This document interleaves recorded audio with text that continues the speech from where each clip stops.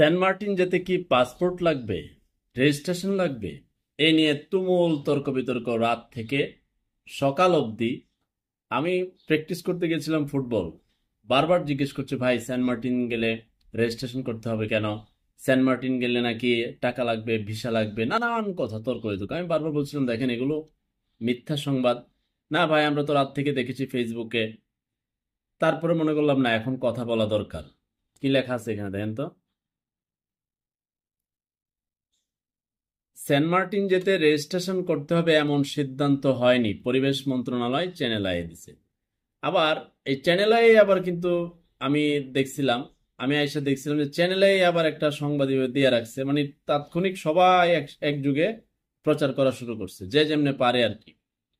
আমি চ্যানেলের চোখে পড়ছিল আমার, যা অন্যান্য জায়গায়ও দেওয়া শুরু করছে। তো এইভাবে কি নিউজ ছড়ানোটা ঠিক? এবং মানুষ একের পর এক বলেই যাচ্ছে বলেই যাচ্ছে, দেশ আমেরিকা হয়ে গেল, আমেরিকা দেশ নিয়ে গেল, দেশ আমেরিকা নিয়ে গেল, ইন্ডিয়া নিয়ে গেল। এই দেশ কি মানে এরকমই? তাহলে আমরা ওই রোহিঙ্গাদের আশ্রয় দিছি, নাকি আমরা নিজেরাই সব রোহিঙ্গা হয়ে গেছি? এই যে সংবাদটা ছড়ানো, যেটা কোনো সিদ্ধান্ত হয় নাই, সেখানে প্লাস্টিকের বোতল, বজ্র, এগুলো অনেক কিছুর পরিষ্কার পরিচ্ছন্নতা এই নিয়ে একটা মিটিং পর্যালোচনা আলোচনা ছিল। সেখানে তো এই ধরনের কোনো সিদ্ধান্ত আসে নাই। তাহলে কেন এটা বিভিন্ন media, social media, mainstream media, এখন লাইক কমেন্ট শেয়ারের জন্য যদি একটা সংবাদ পাইলেন এক জায়গা থেকে, আপনি ওইটা দিয়ে দিলেন, সোর্স চালিয়ে দিলেন যমুনা টিভি, সোর্স চালিয়ে দিলেন অমুক টিভি। এটা কি আপনাদের আহ পারতপক্ষে আপনাদের বিবেক সায় দেয় না যে একটা নিউজ ছড়িয়ে দিলাম, এটা জনমনে কত মানে কি পরিমাণ তর্ক বিতর্ক আলোচনা হয়? মানে ফুটবল খেলার মাঠের পরবর্তী আলোচনার প্রধান সাবজেক্ট, সবাই একে অপরকে জিজ্ঞেস করছে সেন্ট মার্টিন আমাদের, আমরা সেখানে গেলে রেজিস্ট্রেশন কেন করতে হবে, আমরা সেখানে গেলে ভিসা কেন লাগবে, সেটা আমেরিকা কেন নিয়ে গেল?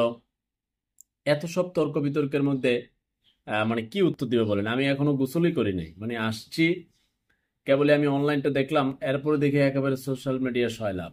এরপর চিন্তা করলাম, ঠিক আছে, গোসলটা পরে করি, আমি একটু কথা বলি।